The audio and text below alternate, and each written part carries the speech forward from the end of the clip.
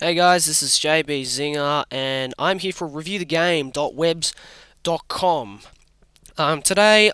This is my first review, and today I'm going to review Fire Emblem and the Sacred Stones on the Game Boy Advance. Um, I really love this game. I think it is one of the best strategy games on a console.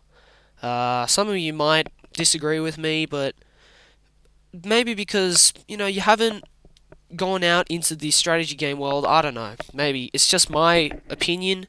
Um, but I think Nintendo did a very good job with this game, especially this game. All the other Fire Emblem games were pretty good, but this game I think is just one of those that really shone. So so let's start. I'm just going to start a new game here. So now we're in the select mode. And we've got three difficulties as usual. We've got easy for the first timers, normal for the experienced players, and difficult for players seeking a real challenge. So I usually play on a normal difficulty, but just for you guys, I'm just going to start on easy. So let's select easy, and let's just start a new game. So we'll just go here. Alright, so we start off with a prologue. And great thing about Game Boy Advance is that it was really one of those consoles that used a lot of cutscenes such as these, and some of them were really good.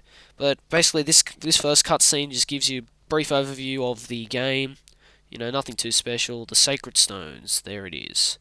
But we're just gonna skip it. Great thing about Game Boy Advance is you can skip. Just press the start button and it skips. Alright, so here's another one. It just shows you where Fire Emblem is set in the continent of Magville. Alright, so basically it gives you history behind the land, nothing too important here to take in.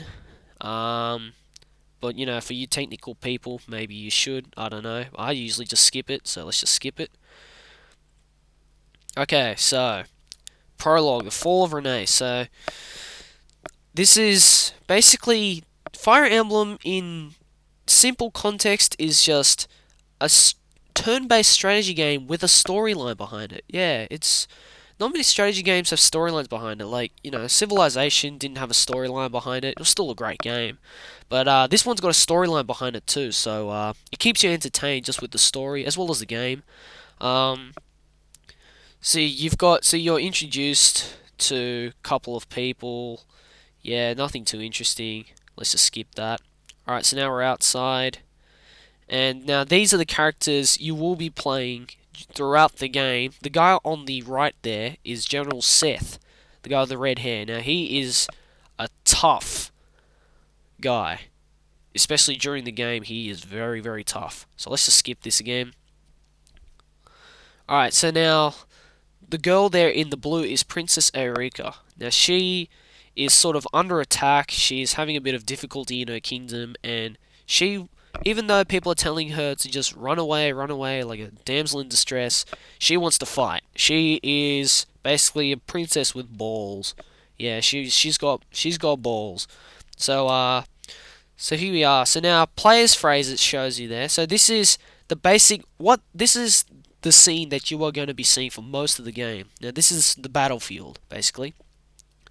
So the cursor that I'm moving around there, like in Civilization, for those of you who have played it, this little cursor is your control cursor. Basically, you select characters, you do certain actions while you are in this screen. You interact with the map. So now you use this. Now to move your character, here is Erika right here, and I want to move her next to Seth here. So right here.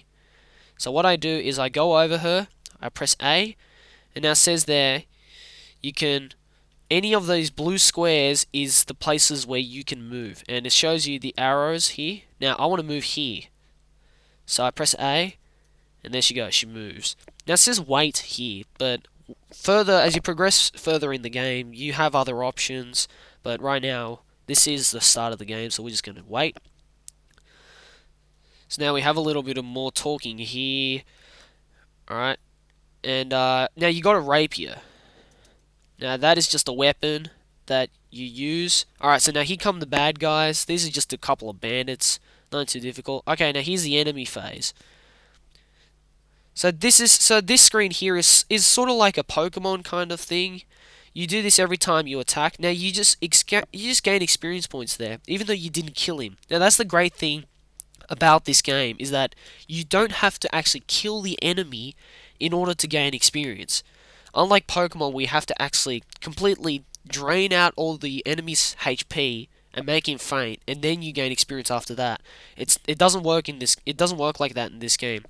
In Fire Emblem, in all of Fire Emblem actually, just attacking the enemy gives you experience points. Just facing up against the enemy gives you experience points. Not as many as when you actually kill the enemy, but it still gives you experience points.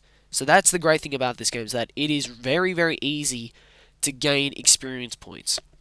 Because, unlike Pokemon in this game, once your character dies in this field, you cannot get him back. Yeah, that is very scary. You cannot get your character back ever. Until the game finishes, you cannot get your character back. So, say if Seth there in the left just dies all of a sudden, then you are fucked. Yeah. Alright, so now it is my turn again. Now we have a soldier right here, and this is Erica right here. Now if I select her, now it's time to attack, and there are these red boxes that you can see here. And if I select her again, it says attack. Okay, so you see those 4 red boxes are surrounding Erica there? That is your attack range. Now, obviously, if you have different weapons, then there are different ranges. Like, if you're an archer, for example, you have a much wider range. But because I've only got a sword, I've only got basically up, down, left, and right.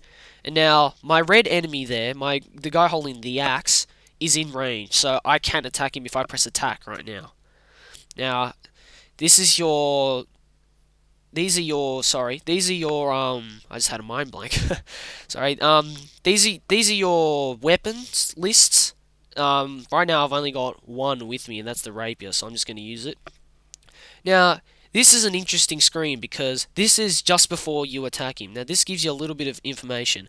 Up the top, you can see Erica, the name, and then next to it, you can see the picture of the rapier and an arrow pointing up.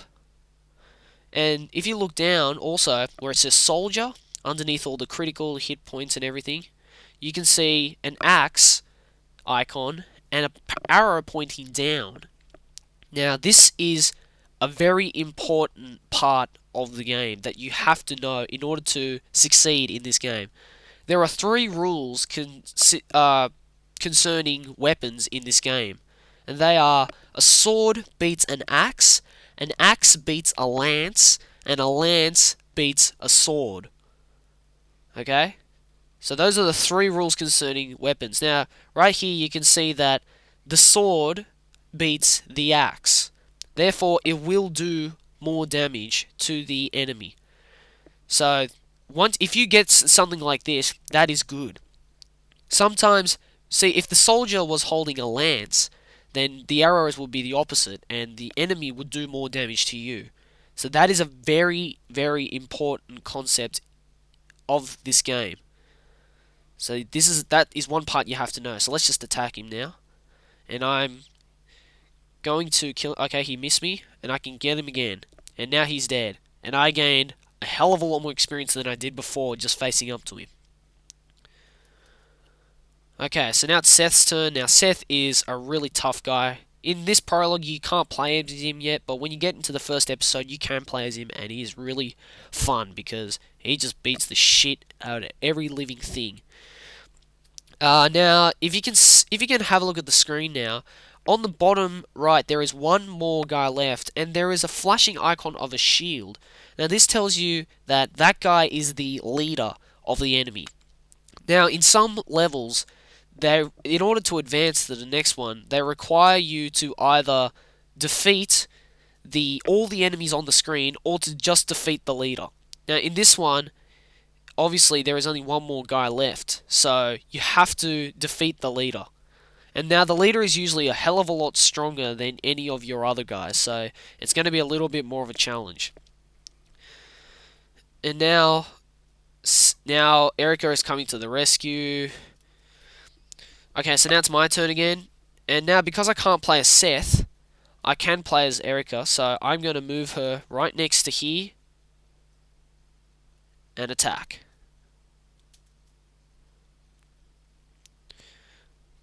Okay, he just did a lot of damage to me. Now this is interesting. That was a critical hit.